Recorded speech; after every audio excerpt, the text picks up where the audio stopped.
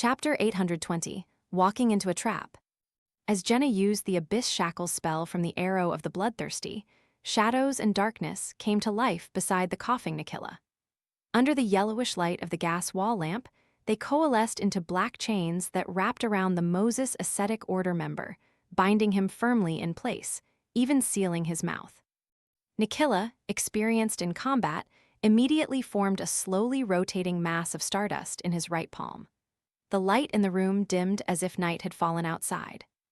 In the dimness, numerous bright stars appeared, not densely packed but numerous enough. They cast beams of light that converged into a thick column, illuminating the entire room and enveloping Nikilla. The black chains formed by the Abyss Shackles disintegrated like shadows meeting sunlight, and Nikilla dissolved rapidly in the light column, shattering into countless glass shards. Mirror substitution. Using his unique abilities, Nikilla escaped the Abyss Shackles by attacking himself. As a Mystery Prior Pathway Beyonder, many of his spells required incantations. With his mouth sealed, his abilities were significantly limited. As a result, Jenna confirmed that Nikilla was a mirror person. Black fog emanated from her back, growing into a pair of large, illusory bat wings. These wings of darkness transformed into a swarm of palm-sized, insubstantial vampire bats that flew through the walls and door towards the newly freed Nikilla. Meanwhile, Anthony ended his psychological invisibility, kicking open the door while aiming a complex, mechanically beautiful black revolver at Nikilla. Winter is coming.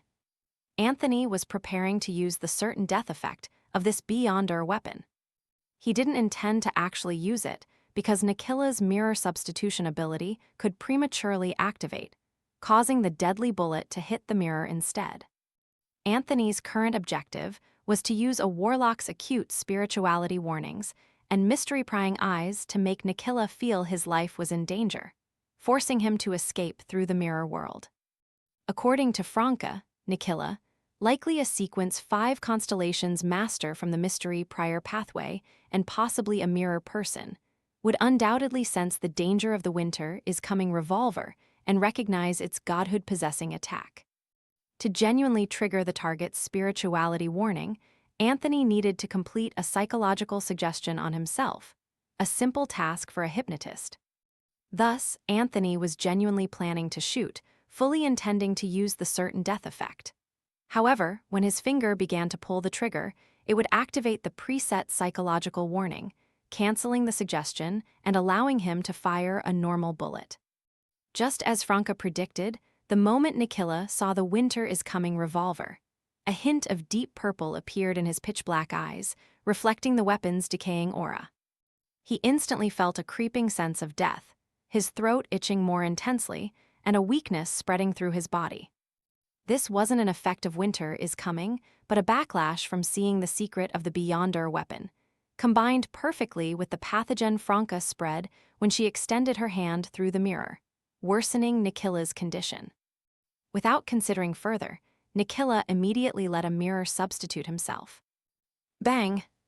Anthony pulled the trigger, firing a yellow bullet with only a disease effect, which, along with the swarm of vampire bats, hit Nikilla, causing a shattering sound. Nikilla, now visible in another corner of the room, had no intention of counterattacking. His only thought was to flee immediately. This was partly because he was unsure if there were more attackers, and partly because the gun's danger kept him on high alert. Unable to assess the situation clearly, and knowing the enemy had a demigod-level weapon, he had no choice but to escape. Nikilla quickly lunged towards the nearest mirror, aiming to use the mirror world to escape the battle. Noticing his move, Jenna slowed her attacks, while Anthony's eyes turned gold, displaying spiraling whirlpools that seemed to penetrate the soul. Battle hypnotism. This spell forcibly hypnotized an enemy during combat, making them perform abnormal actions, but it could not directly harm the hypnotized and didn't last long. Anthony's intent was only to make Nikilla switch mirrors, delaying his escape without directly endangering him. Nikilla hesitated, suddenly feeling the mirror might hide a dangerous trap. He quickly pulled out a scroll with gold foil from the inside pocket of his black wool coat and softly chanted a Hermes word, Sun.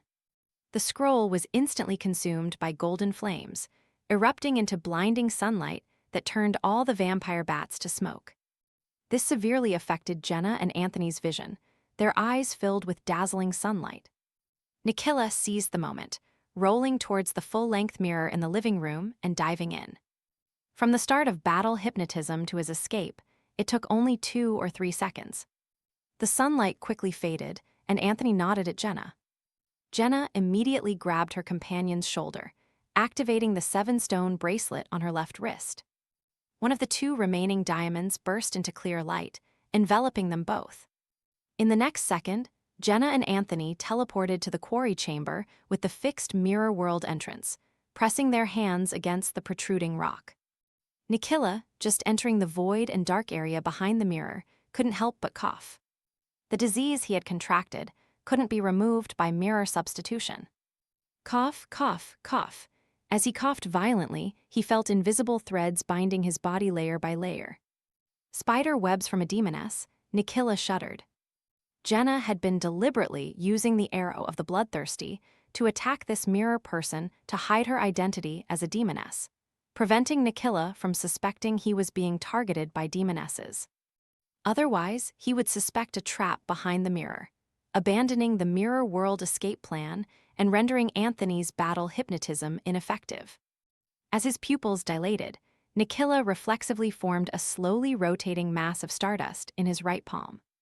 Before he could use his constellation's master abilities to destroy himself and the demoness webs in this area, he felt invisible threads lightly caressing him, from his ears and face to his chest and inner thighs, teasing and scratching with seductive touches. This instantly sent his blood surging, his thoughts sinking deep to his nether regions.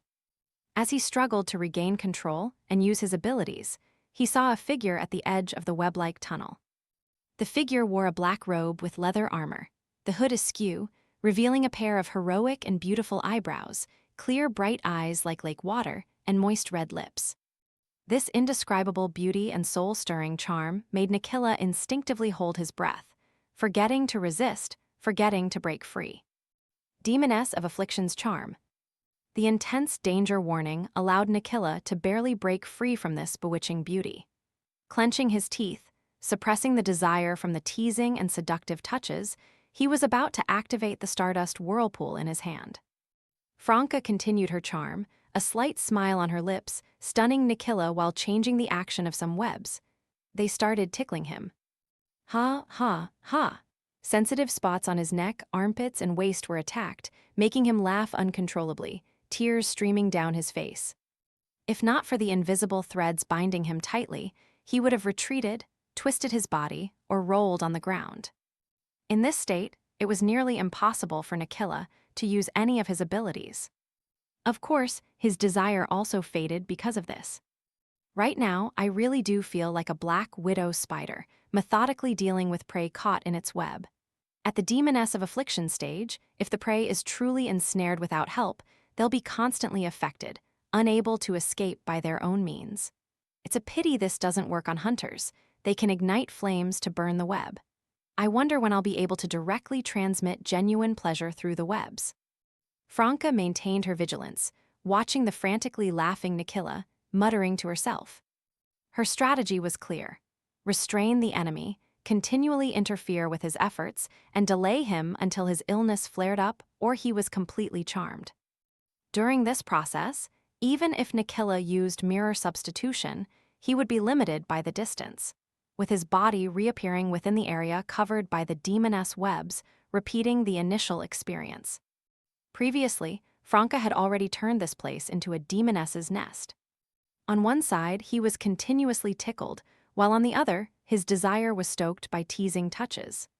Nikhila oscillated between hell and paradise in extreme agony. The beautiful figure, seemingly forever out of reach, became a symbol of all his hopes and dreams. Nikhila knew he couldn't continue like this. Resolving to endure the laughter, he bit his tongue hard.